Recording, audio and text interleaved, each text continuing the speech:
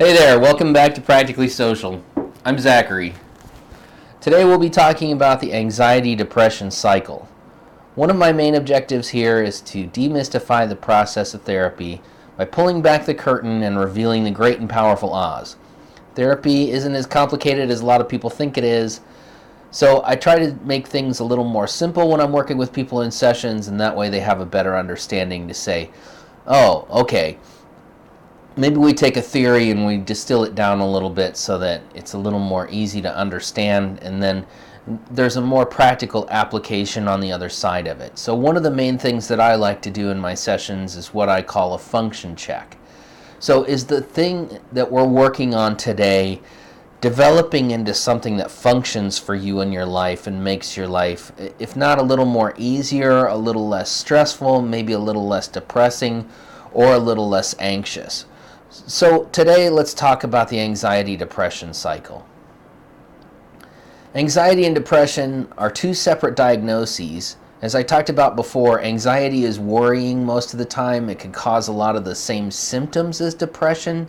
Depression tends to be filled more with hopelessness, lack of motivation, and those kinds of things. While anxiety is future-based and depression is usually based in the past, as I talked about in the other videos, they can often combine to make things pretty bad for people in terms of they're thinking about the future too much, and then they're also thinking about the past, but they don't really realize where those collide. So one of the things that I'd like to describe is that process.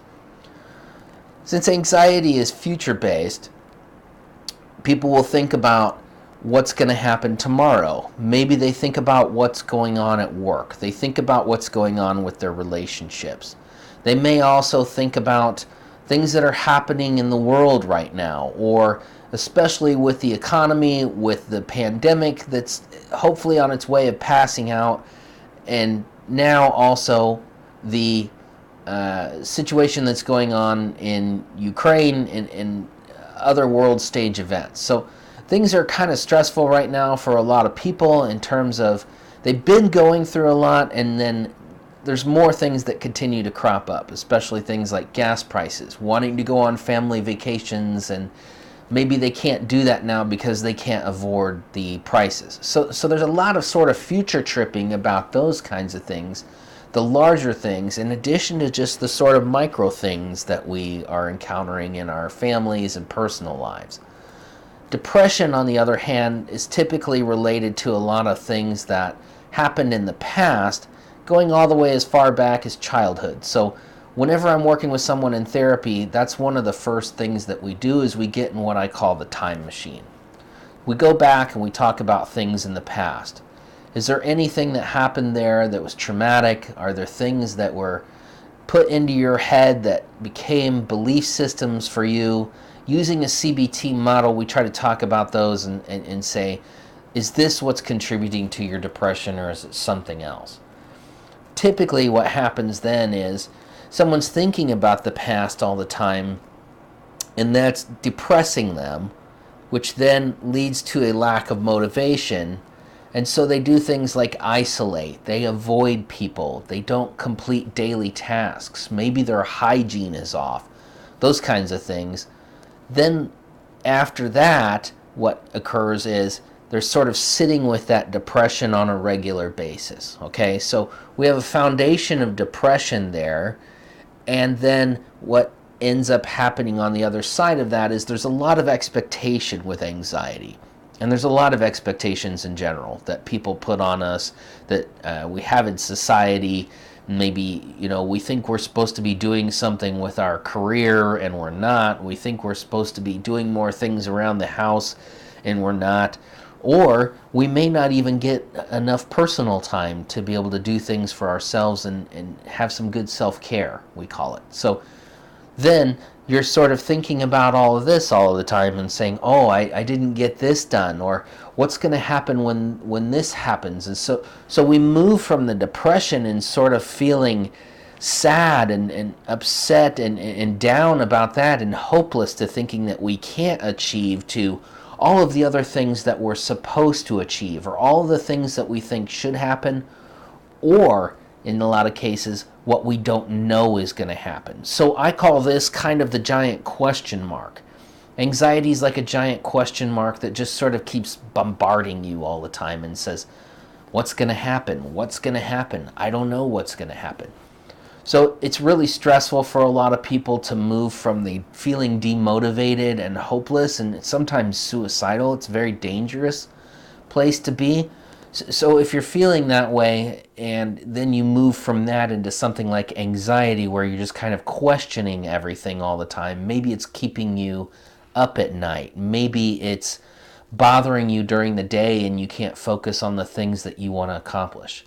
Maybe you're spending time with your children and you're just constantly thinking about these things in the future or what's going to happen and you have no idea.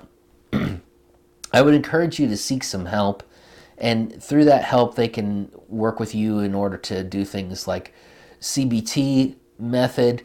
They may do some motivational interviewing with you if you're considering making some changes. But it does become very paralyzing when people have depression and anxiety, and it sort of moves in this cycle of, okay, I didn't do anything, but I'm supposed to do something. But I didn't do anything. But I'm supposed to do something. But I didn't do anything. There's got to be a solution, but I don't feel like I can do the solution. So with that in mind, I'd encourage you that if you haven't already and you're encountering these kinds of things, that you would seek out some therapy, talk to some friends about this. Also, you might approach someone at your church or your community. You may go online to forums, things like that. And then the other thing that I would encourage you to do for depression is, the main thing I think for depression is that you take action. You have to be able to take some kind of action in order for this feeling of hopelessness to somewhat dissipate. For most people, when they have depression and they have things like they don't want to get out of bed in the morning, I encourage them that the main thing is just swing those legs out of bed and put your feet on the floor and stand up. It's probably the number one thing for a lot of my folks who have a severe amount of depression that I work with, and they do find it helpful. On the other end of that, with the giant question mark of anxiety, in some ways we have to say to ourselves, it's true. I don't know what's going to happen. I can make a plan and I can try to do my best to get toward an objective or a goal that I have, but I truly don't know. And the only way to find that out is to experiment. So our lives become somewhat of an experiment, and they're not filled with failure. They've got a lot of feedback in them, and that's how we educate ourselves, is to do this exploration and to learn what's going to happen. We make the best of plans that we can, and we sort of go from there. On the other hand, if you're not achieving all your plans, that's okay, really, because not all of us can. Like I said, we're doing our best, so we're trying to get there. But if you don't have something that you're achieving on a regular basis, or your situation with family, work is sort of out of your control and these things aren't changing, something like mindfulness might help you at that point. And that's something that your therapist can help you work on. There's a lot of great books available on it as well. Calming the Emotional Storm, Mindfulness Solutions for Entering. The other one's called Mindfulness Solution for Intense Emotions. The first one is by Sherry Van Dyke, and the second one is by Cedar Coons. I could recommend either of those books. They're very easy to understand, and they'll walk you through some of the mindfulness process. Or you could do it with your therapist as well. That's the essence of the depression-anxiety cycle. If you have any questions, please leave them in the comments below. And I really appreciate everyone who's subscribed so far. You're making this channel get a broader reach every time. If you've watched the video this far, I'd really ask you to go ahead and hit the subscribe button. It doesn't cost you anything. You're not going to be on a mailing list, and it takes about 5 seconds. So I really appreciate that. That helps the channel grow more than anything else. As well, stay tuned. Next week, we'll be covering some more of the CBT process, and from there, we'll go into some hopefully more lighthearted topics here on Practically Social. Thanks for watching.